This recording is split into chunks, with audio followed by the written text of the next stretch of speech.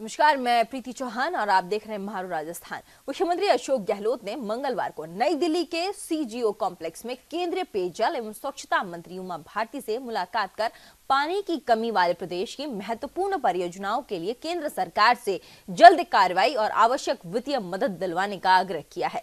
मुलाकात के दौरान केंद्रीय मंत्री ने बाह्य सहायता के लिए राज्य की लगभग 4000 करोड़ रुपए लागत की वृहद परियोजनाओं के लिए भी मदद प्रदान करने की सहमति प्रदान की है।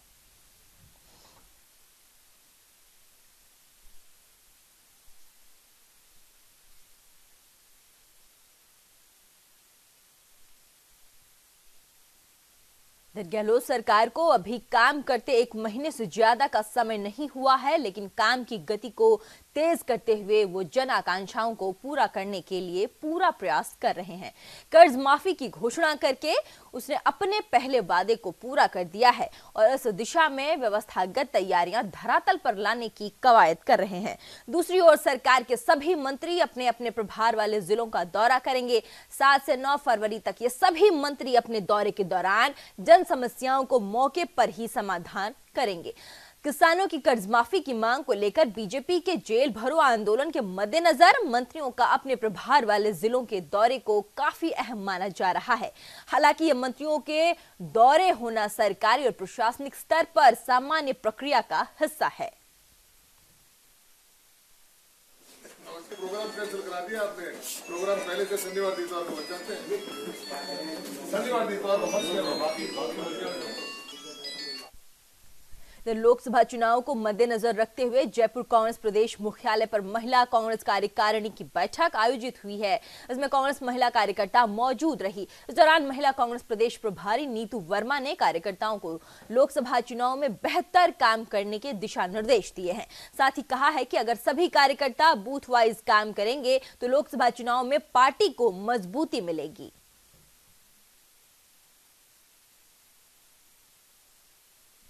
बिल्कुल पूर्व बूथ स्तर पर ग्राउंड लेवल पे जाकर काम किया और पार्टी को जीत दिलाने में बहुत ज़्यादा अहम भूमिका निभाई। उसी प्रकार से आज चर्चा ये होगी कि हम आगे हमारे जो लोकसभा चुनावों में है हम किस प्रकार कार्य करेंगे, किस प्रकार वैसे ही जिला से ब्लॉक से बूथ से हम कैसे घर घर से महिलाओं को लाकर अपनी सीटें ज़्यादा से ज़्यादा जिताएं। रही बात देखिए अगर भागीदारी की चुनाव में वोट दिलाने की भागीदारी तो हम आज सुनिश्चित कर रहे हैं कि हम किस प्रकार करने जाएंगे, लेकिन कैंडिडेट होने की भागीदारी जो है ये तो हमारा दिल्ली का नेतृत्व ही तय करेगा, राजस्थान का उच्च नेतृत्व ही तय करेगा। 5-7 सीटें ऐसी हैं जहाँ पे महिलाओं को मिलना चाहिए और पिछली दफ़ा भी 5 जगह कुछ हमारी टिकट दिया गया था। हम चाहते हैं उससे ज़्यादा हमारे को मिले टिकट और जो इस लायक है, काबिल है, उनको मौका मिलना चाहिए। चाहे वो आरक्षण की बात हम नहीं करते हैं, अगर महिलाओं में विनिबिलिटी है तो 50% भी दे दें या 20% दे दें, 30% दे दें, वो पार्टी आलाकमान तय करते हैं। जैसे उनका आदेश है हम वैसे करेंगे, पर महिलाएं हमारे पास में एक से बढ़कर एक काम करने वाली, मजबूत दावेदारी रखने वाली महिलाएं हैं हमारे पास। इधर लोकसभा चुनाव को लेकर कांग्रेस आलाकमान में लगातार मंथन का दौर जारी है। वहीं लोकसभा चुनाव की उम्मीदवारी कई प्रत्याशी जता रहे हैं। मुख्यमंत्री अशोक गहलोत के पुत्र वैभव गहलोत भी इस बार लोकसभा चुनाव से राजनीति में उतरने को तैयार है। युवाओं को तरजीह देने के राहुल गांधी के फैसले से वैभव गहलोत का लोकसभा टिकट पक्का माना जा रहा है। सूत्रों के अनुसार वैभव टोंक, सवाई माधोपुर और सीकर में अपनी चुनावी जमीन तलाश रहे हैं। राहुल गांधी इन तीनों सीटों में से कहीं भी वैभव को टिकट फाइनल कर सकते हैं। डिप्टी सीएम सचिन पायलट भी वैभव गहलोत के चुनाव लड़ने की तरफदारी कर चुके हैं, तो वहीं भंवर जितेंद्र सिंह अलवर से फिर से लोकसभा चुनाव लड़ने जा रहे हैं। भंवर जितेंद्र सिंह राहुल गांधी से करीबी रिश्तों के चलते अलवर सीट से टिकट पक्का है।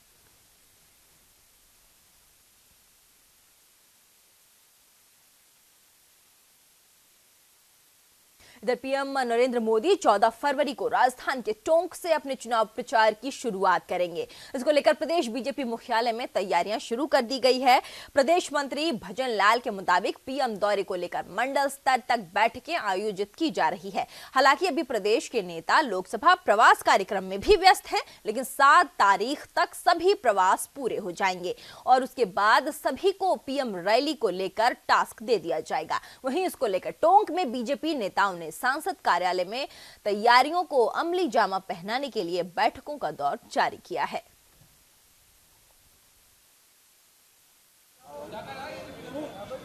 देखिए, हमारी अभी लोकसभा की हमारी प्रवास बैठक चल रही है।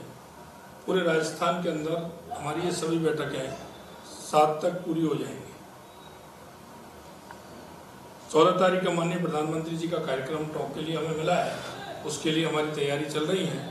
निश्चित रूप से बहुत अच्छा कार्यक्रम होगा हमारा और उसके लिए पूरी तैयारियों के लिए हमारे टॉक के और वहाँ के जो कार्यकर्ता हैं हमारी पूरी तरह से उस कार्यक्रमों के लिए जुट रहे हैं और जैसे जैसे आगे कार्यक्रम की व्यवस्था बनेगी वो आपको बता दें।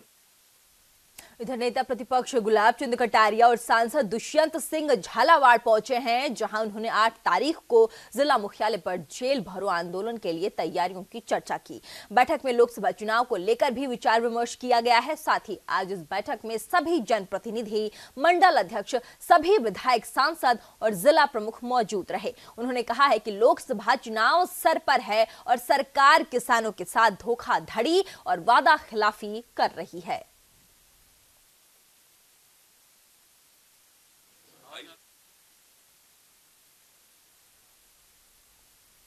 राजस्थान विधानसभा चुनाव में हार से उबरकर अब प्रदेश भाजपा लोकसभा चुनाव की तैयारियों में जुट गई है।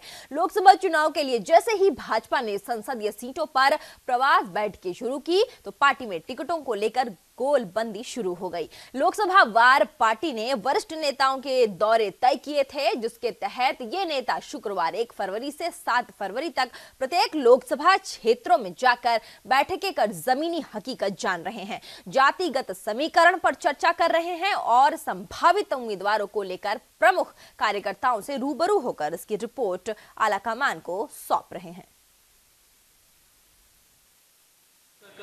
मन क्या है और जिस हिसाब से हम लोगों ने कार्यक्रम दिए हैं, पार्टी ने सभी मंडल स्तर पर, बूथ स्तर पर उन बातों को इम्प्लीमेंट करना और दूसरा फीडबैक देना कि जीतने की स्थिति किसकी है, कौन कंसेंसस कैंडिडेट हो सकता है, ये सभी बातों को हम लोग यहाँ पर चर्चा करते हैं। देखिए, राजनीति में चुनाव लड़ने का और टिकट मांगने का अधिकार सबको ये रोक नहीं सकते। पार्टी देखती है कि विनेबिलिटी कौन जीत सकता है और जो जीतेगा वही टिकट पाएगा। जिसके जीतने के आसार होंगे, कार्यकर्ता का फीडबैक, सर्वे का फीडबैक आएगा, उसको ही टिकट दिएगा। विधानसभा चुनाव में मिली हार के बाद प्रदेश भाजपा लोकसभा चुनाव की तैयारियों में संपूर्ण रूप से जुट गई है। जैसे ही भाजपा ने लोकसभा चुनाव से पहले संसदीय क्षेत्रों में प्रवासी बैठकों का आयोजन किया, उसके बाद से ही भाजपा में टिकटों को लेकर सरगर्मियां तेज हो गई हैं। इसके साथ ही भाजपा के नेताओं और कार्यकर्ताओं में भी उत्साह की लहर दौड़ने लगी है। लेकिन देखने वाली बात यह होगी कि भाजपा 2014 लोकसभा चुनाव की तरह रिजल्ट को रिपीट कर पाती है या नहीं। कैमरा पर्सन रवि कुमार के साथ लखवीर सिंह शेखावत, न्यूज इंडिया, जयपुर। इधर दौसा में लोकसभा चुनाव को लेकर बीजेपी की बैठक का आयोजन किया जा रहा है। इस दौरान भाजपा के प्रवक्ता सुधांशु त्रिवेदी ने बैठक को संबोधित करते हुए कहा है कि जनता के सहयोग और कार्यकर्ताओं के मनोबल की गतिशीलता और मोदी की लोकप्रियता से लोकसभा चुनाव जीतेंगे। साथ ही उन्होंने कहा है कि भारत के मन की बात मोदी के साथ कार्यक्रम शुरू होगा। इसमें देश की 4000 विधानसभा सीटों से फीडबैक लिया जाएगा। वहीं दौसा लोकसभा सीट से भाजपा प्रत्याशी के चयन को लेकर पार्टी पदाधिकारियों से चर्चा करने के लिए उन्होंने पार्टी पदाधिकारियों की राय जानी और संभावित उम्मीदवारों को भी चर्चा में शामिल किया।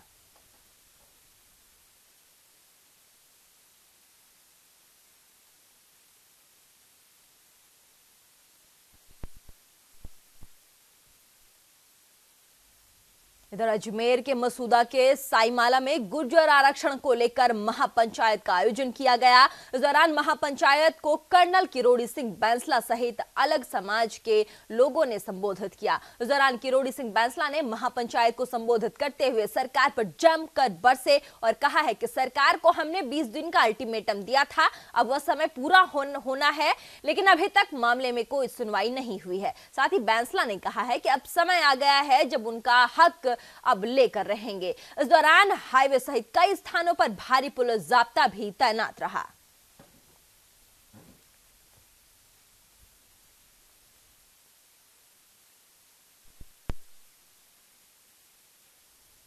प्रदेश भर के सरकारी स्कूलों की बोर्ड परीक्षा परिणाम सुधारने के लिए शिक्षा विभाग की कोशिशें जारी है। इसी के तहत शिक्षा विभाग ने शिक्षकों पर शिकंजा कसना शुरू कर दिया है। शिक्षा विभाग उन सभी शिक्षकों पर शिकंजा कस रहा है जिनका परिणाम 2017 से 2018 के सत्र में 60% से कम रहा।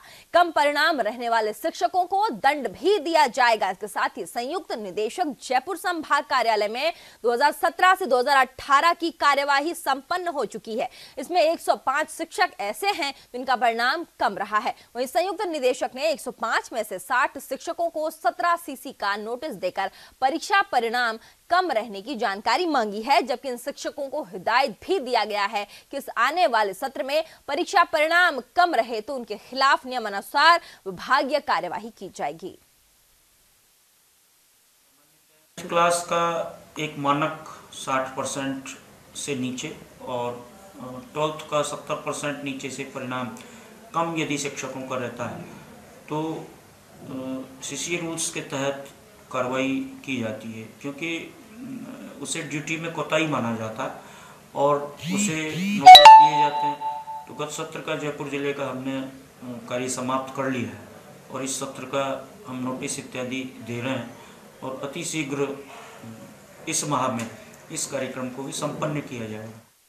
राजधानी जयपुर के आगरा रोड में एक आवासीय कॉलोनी में मोबाइल कंपनी का टावर लगाने के विरोध में स्थानीय लोगों ने महापौर को ज्ञापन सौंपा है। वहीं स्थानीय लोगों ने टावर लगाने का विरोध कर मौके पर काम रुकवाकर प्रशासन के खिलाफ नारेबाजी की है। स्थानीय लोगों का आरोप है कि नगर निगम और जिला प्रशासन से मिली भगत कर मोबाइल कंपनी जबरन टावर लगवा रही थी, जिसका वो विरोध कर रहे हैं।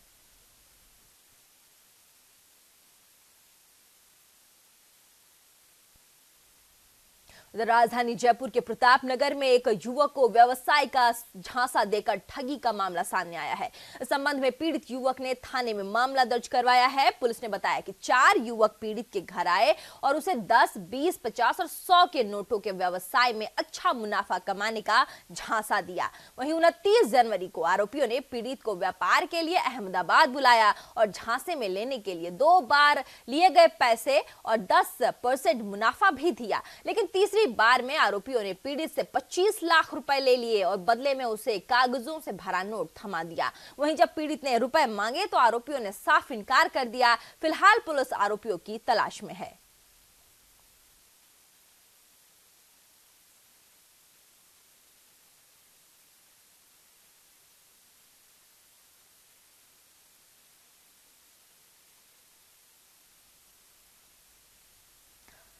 इधर रावत भाटा के ग्राम पंचायत एकलिंगपुरा में प्रधान और सचिव की मिली भगत की वजह से ग्रामीण सरकार की योजनाओं से वंचित है।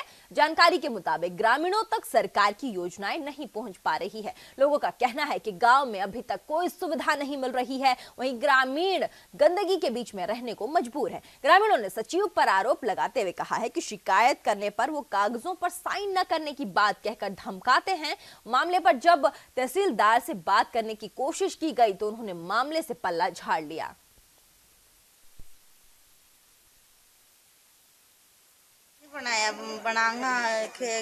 बनांगा दे दो जो पार्टी डायरी किसको दी? पंचायत में दिया। सचिव को दी? हाँ। और अभी तक नहीं बनाया? अब नहीं बनाया। हाल क्या बोलते हैं वहाँ जाते हो? बनेगा जाता दे दूंगा।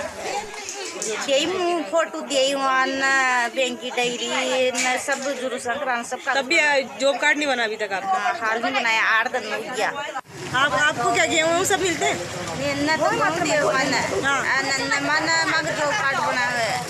जॉब कार्ड भी नहीं बनाया हैं? नहीं बनिया हाल में जॉब कार्ड है। हाँ, अभी आप जो बता रहे हैं तो इससे मेरे को पता चल रहा है कि समस्याएं हैं, तो अब नियमानुसार जो भी हो सकता है दिखवाते हैं क्या किया जा सकता है। क्या है मामला अभी मेरी जानकारी में नहीं है, तो दिखवाता हूँ, जल्दी इसको दिखवाएंगे नियमानुसार। सर सरपंच जो है वो महिलाओं के साथ अभद्रता का व्यवहार भी करता है, उन पे होके वो महिलाओं के साथ। मामला मेरे ध्यान में नहीं है, करवाते हैं, जांच करवाते हैं इसकी। अभी वीडियो साहब से बस वही है, ध्यान में नहीं है मामला मेरे, तो जांच करवाते हैं, यही बात। इधर अजमेर के पाल बिचला क्षेत्र में रेलवे की बाउंड्री निर्माण किया जा रहा है। इसमें आम रास्ते पर 2 फीट का कब्जा किया जाने की सूचना मिलते ही आसपास के लोग जमा हो गए और इसका विरोध जनता शुरू कर दिया। स्थानीय पार्षद संतोष मौर्य भी मौके पर पहुंचे और रेलवे अधिकारियों से इस संबंध में शिकायत की। इसके बाद assistant divisional engineer Sanjay Kansal मौके पर पहुंचे और लोगों को समझाकर शांत करवाया। कंसल ने कहा है कि मजदूरों की गलती से ऐसा हुआ है, इसे सुधार दिया जाएगा और रोड को 20 फीट तक रखा जाएगा।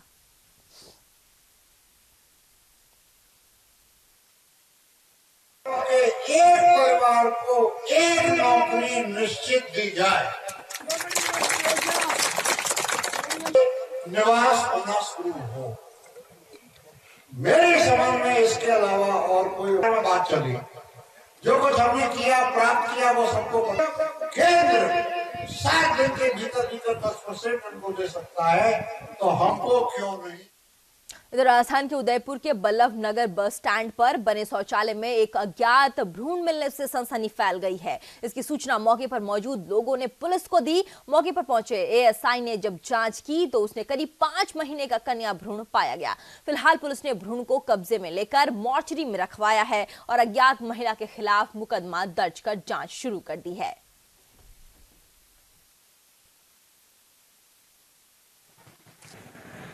आज प्रातः सूचना मिली एक भ्रूण जो है यहाँ हनुमान मंदिर के पास में पुराना बस स्टैंड बराबर किसी अज्ञात महिला ने डाला। सूचना समन्वयक अधिकारी बाल समन्वयक नवनीत जी ने दी थी, जिस पर मैं और जापता साहब मैदाराम मौके पे आए। इधर चौमू में निमड़ी वार्ड नंबर 33 में शॉर्ट सर्किट से विद्युत ट्रांसफार्मर में आग लगने से इलाके में हड़कंप मच गया। इस दौरान आग लगने से आसपास स्थित काम कर रहे लोगों की सूचना पर पुलिस और दमकल ने मौके पर पहुंचकर आग पर काबू पा लिया।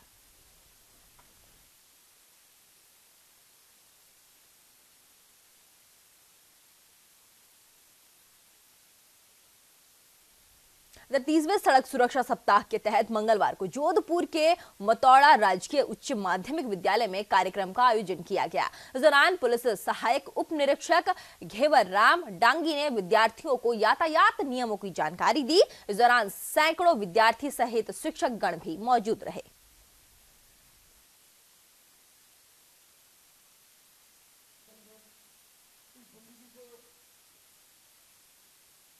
जोधपुर यातायात नियमों की जानकारी स्कूली बच्चों को भी दी जा रही है। इसके तहत मंगलवार को यातायात पुलिस के अधिकारियों ने रत्नाड़ बालिका स्कूल की छात्राओं को यातायात नियमों से अवगत करवाया है। यहां यातायात पुलिस की एडीसीपी निर्मला विश्नोई ने छात्राओं को यातायात नियमों का पालन करने की हिदायत देते हुए कहा है कि यातायात नियमों के पालन से सड़क दुर्घटनाओं में कमी लाई जा सकती है। साथ ही हेलमेट पहनकर दोपहिया वाहन चलाने से कई बार एक्सीडेंट होने के बावजूद लोगों की जान बच जाती है और कई बार हेलमेट नहीं पहने होने के कारण वाहन चालकों की मौत भी हो जाती है।